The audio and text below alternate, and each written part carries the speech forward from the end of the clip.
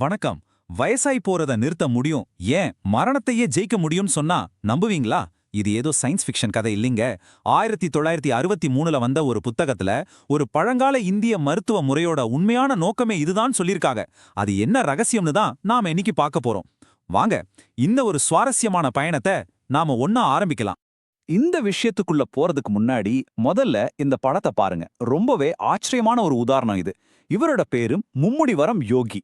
இந்த புத்தகத்துல என்ன சொல்லியிருக்காங்கன்னா, இவரு கிட்டத்தட்ட 17 வருஷம், ஆமா 17 வருஷம் சாப்பாடே இல்லாம வாழ்ந்திருக்காரு. இது எப்படிங்க சாத்தியம்? நம்மளோட மாடர்ன் சயின்ஸுக்கே இது ஒரு பெரிய சவாலா இருக்கு இல்லையா? அப்போ இது நம்மள ஒரு முக்கியமான கேள்விக்கு கொண்டு வருது. பசி, வயசாகி போறது, மரணம், மனுஷனோட இந்த அடிப்படையான விஷயங்களை எல்லாம் நிஜமாவே ஜெயிக்க முடியுமா? இந்த நம்பிக்கை எங்கிருந்து வந்துச்சு? அதோட மூலத்தை தேடிதான் நாம இந்த பழங்கால தத்துவத்துக்குள்ள போக போறோம். சரி, இந்த மாதிரி அசாதாரணமான விஷயங்களை என்ன சொன்னது யாரு? அவங்க தான் சித்தர்கள். அப்போ முதல்ல யார் இந்த சித்தர்கள்னு தெரிஞ்சுக்கலாம் வாங்க.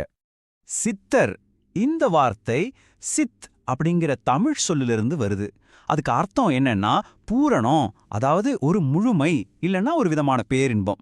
அப்ப பாருங்க, ஒரு சித்தர்னா வெறும் தத்துவம் பேசுறவர் மட்டும் கிடையாது.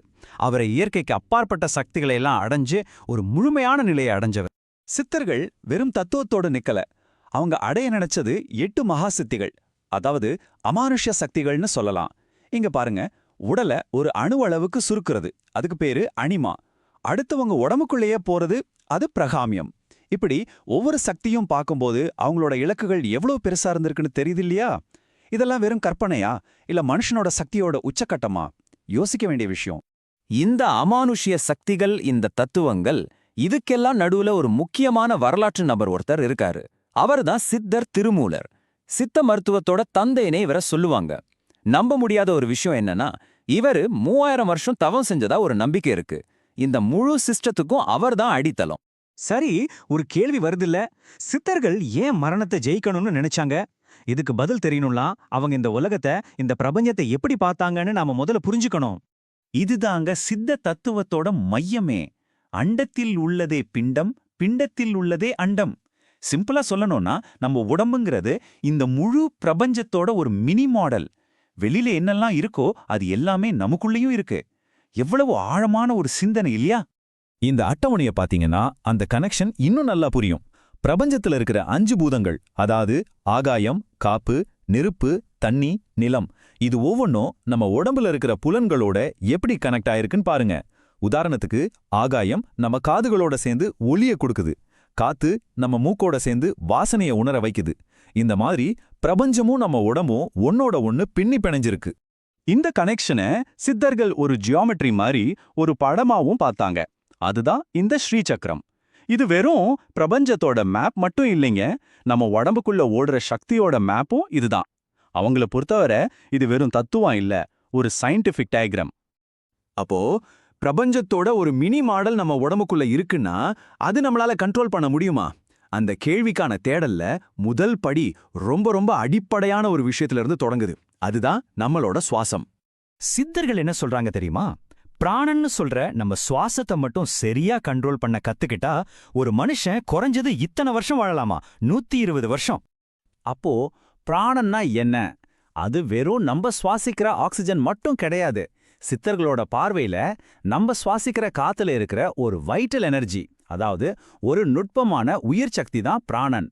இந்த சக்தியை நாம எவ்வளோ சேமிக்கலுமோ அதுதான் நம்மளோட நீண்ட ஆயுளுக்கு சாவி. இந்த ரெண்டுக்கும் இருக்கிற வித்தியாசத்தை இங்க பாருங்க.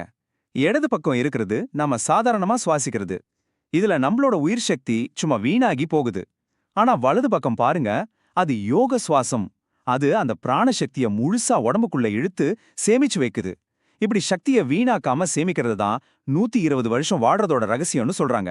சரி, இப்படி சேமிக்கிற சக்திய என்ன பண்றது, எங்க கொண்டு போறது? அதுக்கு தாங்க நம்ம உடம்புக்குள்ளேயே ஒரு எனர்ஜி மேப் இருக்கு. அதுதான் இந்த சக்கரங்கள். சித்தர்களை பொறுத்தவரை இதெல்லாம் நம்ம உடம்புக்குள்ள தூங்கிட்டு இருக்கிற பவர் சென்டர்ஸ். மூச்சை கட்டுப்படுத்துறதோட அல்டிமேட் கோல் என்ன தெரியுமா?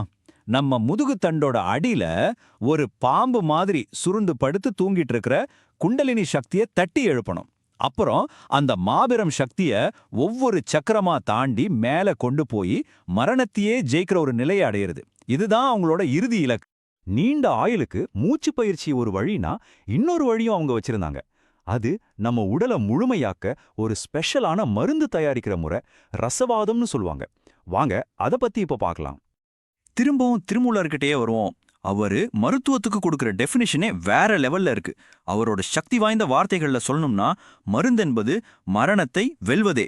பாருங்க, இது வெறும் நோயை குணப்படுத்துறத பத்தி இல்ல, அதுக்கும் மேல. அப்போ கல்ப மருத்துவம்னா என்ன?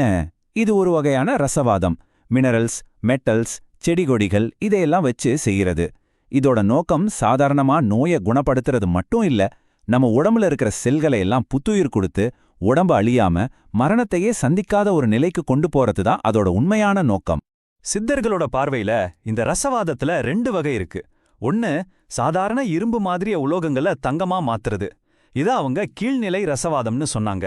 ஆனா அவங்களோட உண்மையான இலக்கு உயர்நிலை ரசவாதம். அதாவது அழிஞ்சு போற நம்ம மனுஷ உடம்ப அழியாத தங்கம் மாதிரி ஜொலிக்கிற ஒரு பொன்னுடலா மாத்துறது. இதுதான் அவங்களுக்கு உண்மையான ரசவாதம். இன்னைக்கு நாம எல்லாரும் நீண்ட நாள் ஆரோக்கியமா வாழணும்னு ஆசைப்படுறோம்.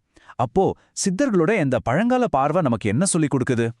நம்ம உடம்ப வெறும் சதை எலும்பு இருக்கிற ஒரு மெஷினா பார்க்காம, இந்த பிரபஞ்சத்தோட எல்லை இல்லாத சக்தியெல்லாம் கொண்ட ஒரு வடிவமா பார்த்தா நம்மால என்னெல்லாம் சாதிக்க முடியும்? நம்மளோட சாத்தியங்கள் என்னவா இருக்கும்? இது நம்ம எல்லாரும்